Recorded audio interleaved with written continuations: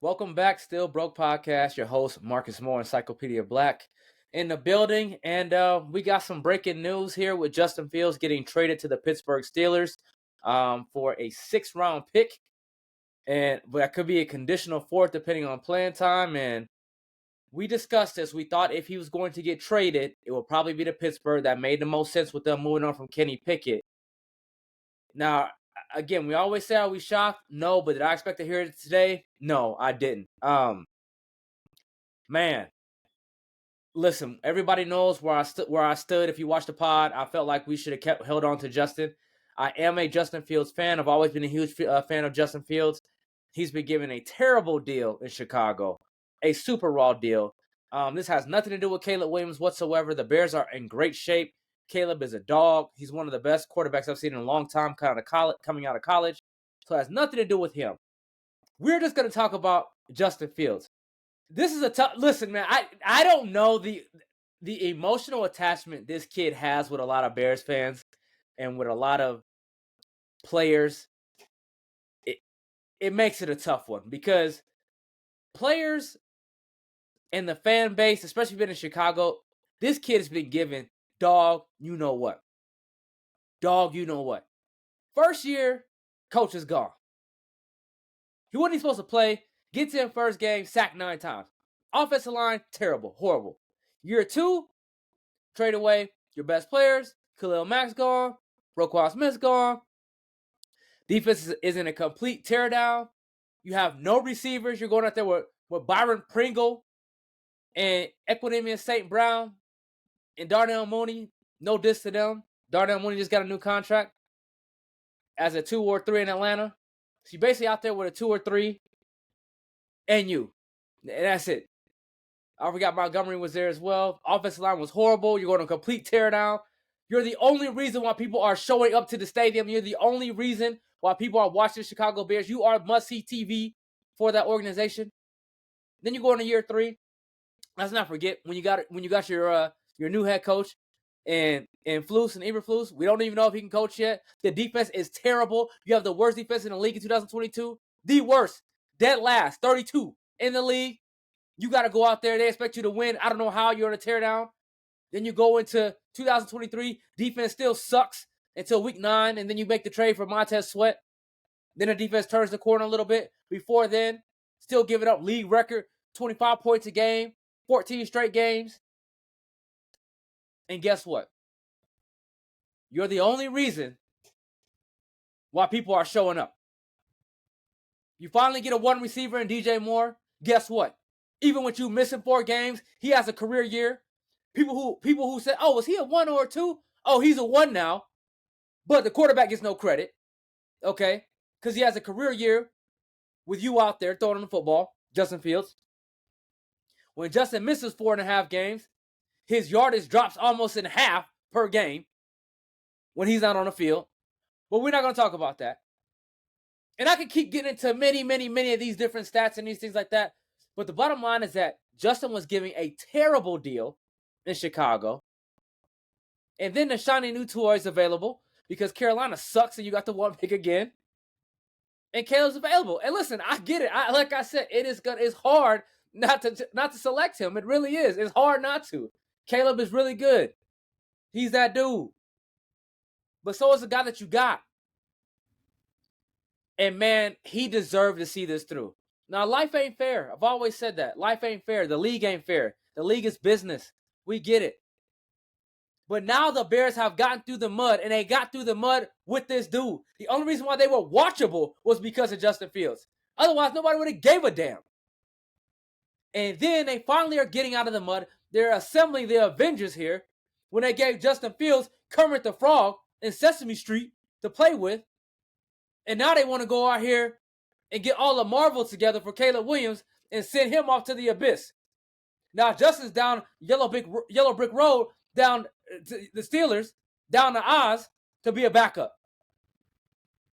And that's doing right by him? Listen, man, I love Mike T. And I think Mike T is a great coach for Justin because he believes in Justin. But he's going to be a backup. First of all, you trade him for some Funyuns in a big gulp to Pittsburgh, and now Pittsburgh's like, he's going to be the backup to Russell Wilson. So first of all, it's not even fair to Russell Wilson, because let me tell you something. He a backup now. Wait till they get out there. Just wait and see. Wait until they get out there, and they going to see this dude, and they're going to be like, coach, are we, when the players start looking at him, are we sure? Are we sure? It's no diss to Russ, but this dude is the bigger, faster, stronger version of what you are. Bigger arm, bigger body, stronger, faster. He's what you want to be. Physically. So we're gonna find out. But that's doing right by this kid? Set on a Mike T, yeah. But as a backup? And then you don't get it. Like I said, and to get nothing back. Come on, man. Come on. But listen, it's bittersweet, honestly, with this situation with Chicago. Justin was, listen, man.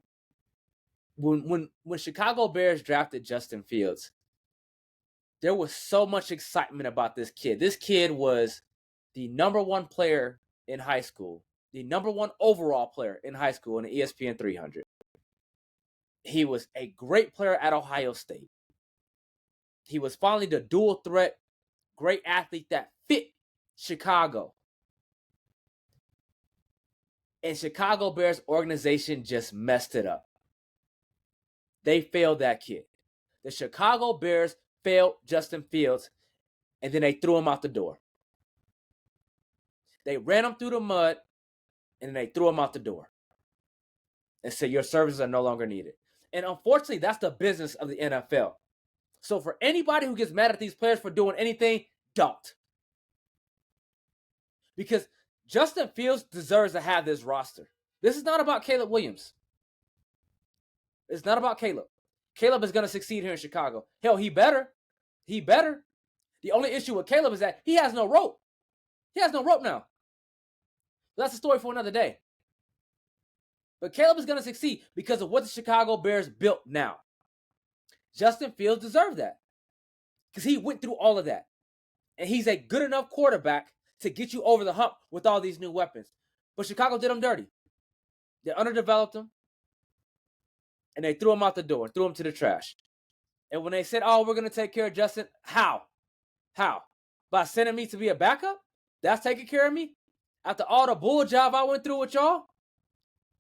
After all the stuff you put me through? With the coaching and with the weapons? And me still coming out on top? Me still leading this team? The city still loving me? And this is what you do? It's just a business, man. It's what the NFL is. It's what it is. And it sucks. It sucks for him. And a lot of Bears fans are pissed off right now. And they're not pissed off at Caleb Williams. They're not pissed off that they're taking Caleb. They're pissed off because they did this kid dirty and they did him wrong. And they didn't do right by him. That's why they're pissed off. We're pissed off because you didn't do right by this kid. This kid gave you everything. He had a lot of talent, a lot of upside, and you failed him. You failed him, Chicago. And then you threw his, you know what, out the door and said, see ya. I got some new money now. I got a new B now. I got a new one. You can go. And that's why the city's pissed off right now. That's why the city's hot. The city, listen, I hear all these Bears fans on Twitter, or I read, I say, oh, it's time to, we're Bears fans. Come on, man. We got to unite. Listen, a lot of things can be true. I can still be a Bears fan. I can welcome Caleb in because I know what he is. I know he's a dog. And I can still be pissed off on how they did Justin Fields. I can be all three. I always say two things can be true, but in this case, three things can be true. I can be all three. I'm going to select all of the above on the multiple choice here. I'm all of the above. I'm still a Bears fan. I will embrace Caleb because he's a really good player, and I'm still pissed you know what off of how they did Justin Fields. Because this kid deserved a lot more than what this organization gave him. And they failed him from every level. From every level. And now that you're about to get out of this, oh, we're going to ship you out the door. because we didn't give you enough to succeed here in the city of Chicago, in the Chicago Bears organization. But you know what? This is what happens. This is what happens in this league. Now, is Justin Fields perfect? No. I've always said that. I always said, listen, he didn't do enough to solidify the job. But I also said, was he given enough to solidify the job? And that's what we will have the debate. Did he do enough? You can argue either way. Was he given enough? Probably not. Oh, they gave him weapons. They gave him one receiver, bruh. They gave him one, DJ Moore. And guess what happened? Justin Fields turned DJ Moore into a solidified one. That's what happened. DJ Moore had a career year with Justin Fields. And that's what Justin missed in 4.5 games. So that's what happened. If you want the truth, if you want the facts, see, we want to look at the other way around. Okay? Guess what? When Darnell Mooney was his one in 2022, Darnell Mooney had a 1,000-yard season too. I wonder how that works. I wonder. But when you traded a second for Chase Claypool, who you had to then get rid of the next year, whose fault is that? When you drop a Tyler Scott, who cannot play right now at this moment. I'm not saying he's not going to be good, but he cannot play the receiver position at this point in time. Whose fault is that? So with Justin Fields, DJ Moore became a 1-1. And Carolina, we were guessing. We were saying, I don't know. Is he a 1? Is he a high end 2? Which one is he? Oh, well, in Carolina, well, we know that's the upgrade to Chicago with Justin Fields, and he became a 1-1, a 1A. Now what? Cole Kmet? Nobody saw him as a big-time receiving tight end until now with Justin Fields. So again, the issue, we can keep going on and on and on. The problem that we have right now and what's the divide still in Chicago, and we'll get over it. It's sports, it's football, we'll get over it. Always be a Justin Fields fan. Always follow him to Pittsburgh. I'm always going to be a Bears fan, but we're always going to follow that kid because he deserves it. And I hope he gets the opportunity that he deserves because he definitely deserves that. He deserves to be a great player in this National Football League. He deserves a fair opportunity to be a great player in this league because he's that damn good. He's that damn good. Chicago never deserved him. But again, the reason why the city is still torn, the reason why the city is half in the morning right now, we pouring out some liquor for my man Justin Fields. The reason why this is happening is because we see the talent, we see the ceiling, and we see all the bull job that you put him through. And this is what's supposed to happen with these stories. You are supposed to grind it out so you can see it on the other side. So now we can see it on the other side. You're going to come out on the other side of this. But we wanted you to come out with us as Chicago Bears fandom. That's what we wanted to happen. That's why. So now it's not going to happen. And now you completely wasted this kid's career for 3 years to go send him to be a backup because you organizationally failed him. That's not doing right by him. That's wrong. That's doing all the way wrong by him. All the way wrong. Now, I hope he comes out on the other side in Pittsburgh. I like Mike T. This situation with him and Russell Wilson is not a good one. Both of these guys are trying to resurrect their career, and both of them can play.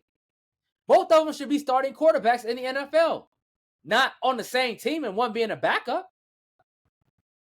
That shouldn't be happening. So if you feel like taking care of Justin Fields was sending him to be a backup for some Funyuns and a Big Gulp, well, hell, if that's doing right by me, then I hate for you to do me wrong, Ryan Poles. I hate for you to do me wrong. But man, listen, it was a hell of a run. I wish it was longer. I wish it was better. I wish he had more opportunity.